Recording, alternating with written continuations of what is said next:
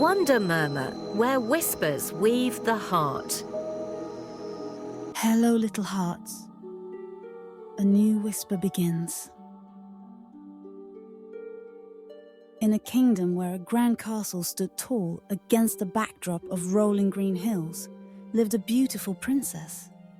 She was a girl with a sunny disposition and a fondness for simple joys. Her most cherished possession was a golden ball, a birthday gift from her father, the king. The ball shone like a tiny sun, and the princess spent her days in the castle garden, tossing it high into the air and catching it as it fell. One afternoon, as she played near a quiet pond, she tossed the ball higher than ever before. But a gust of wind caught it, and instead of falling into her hands, it bounced off a stone and rolled away, faster and faster, until it fell with a soft splash into the deep, dark water. "Oh no!" the princess cried, running to the pond's edge. The golden ball sank, its gleam vanishing into the murky depths. She sat on the bank, her heart filled with a terrible sadness, and she began to weep. "Ribbit, Ribbit," a voice croaked. "My beautiful princess, why are you crying?" She looked around, startled. There was no one in sight. Then she saw a large green frog sitting on a lily pad, his bulging eyes fixed on her face. You can talk?" she gasped.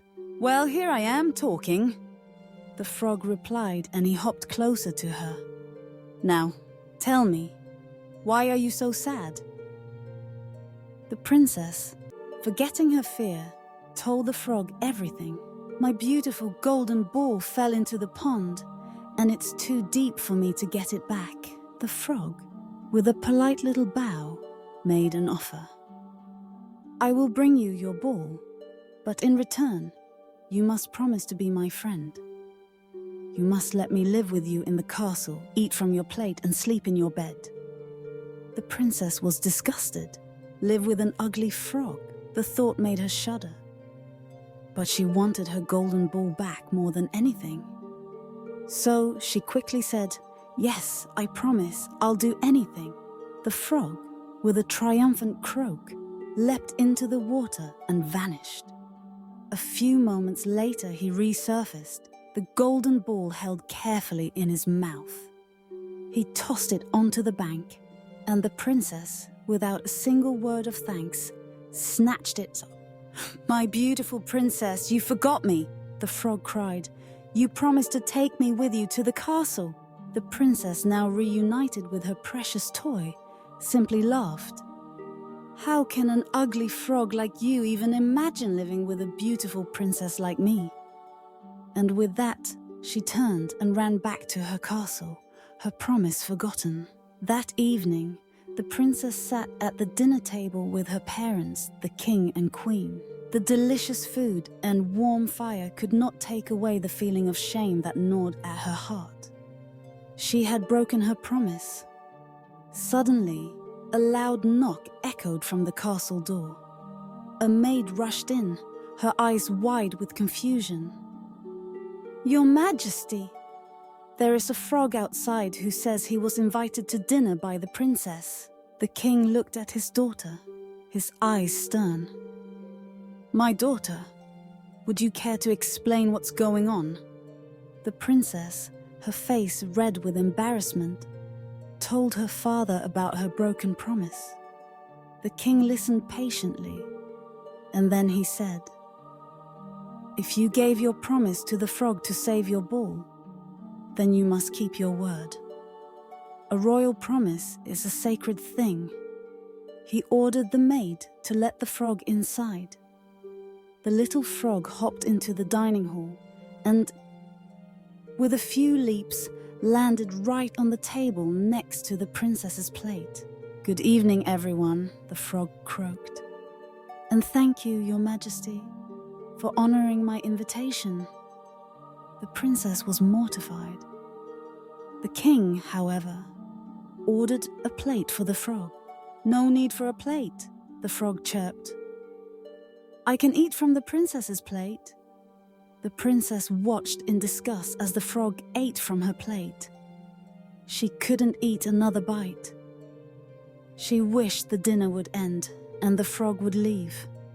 But after dinner, he followed her to her room, and he demanded to sleep in her bed.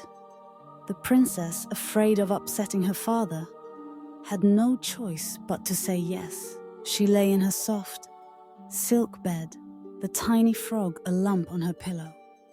She was so angry, so disgusted, that sleep would not come.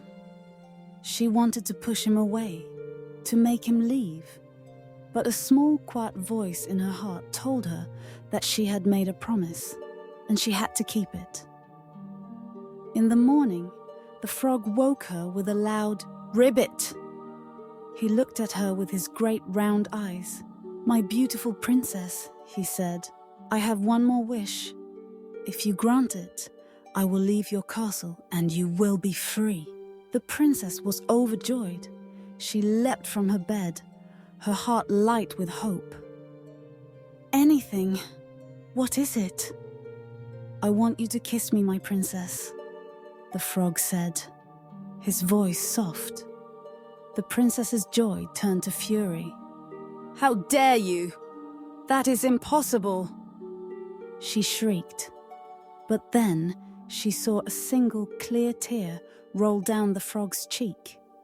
He looked so sad, so defeated. A pang of pity, of empathy, pierced her anger. She had been so cruel, so proud. She took a deep breath, and with a look of determination, she leaned down and kissed the frog's face. The moment her lips touched him, a bright white light filled the room, so dazzling she had to close her eyes. When she opened them again, the frog was gone. In his place stood a very handsome young man with kind eyes and a gentle smile. Who are you? What happened to the frog?" she stammered. "The frog is me, my beautiful princess," the man said. "I'm a prince from a faraway land. An evil witch cast a spell on me, and to break it, I had to spend a night with a princess and receive a kiss of true kindness from her. Thanks to you, I am free." The princess, her heart filled with joy and wonder, ran to her father and told him everything. The king smiled. "This should be the second lesson the frog has taught you, my dear daughter. We should not evaluate anyone by their looks and judge them without knowing the whole truth." The princess and the prince, now deeply in love, went to the pond where they had first met. The prince took her hand. "My princess," Ineid said, "will you marry me and come with me to my kingdom?" The princess smiled and nodded, her heart full. Just then, a little ribbit ribbit broke the silence. A tiny green frog sat on a lily pad, looking at them. They held their breath, waiting for him to talk, but he just blinked his big eyes. The princess and the prince burst into laughter. "Don't worry, little froggy," the princess said. "I'm sure you'll find your princess one day." And they did. They were married in the big castle and lived happily ever after.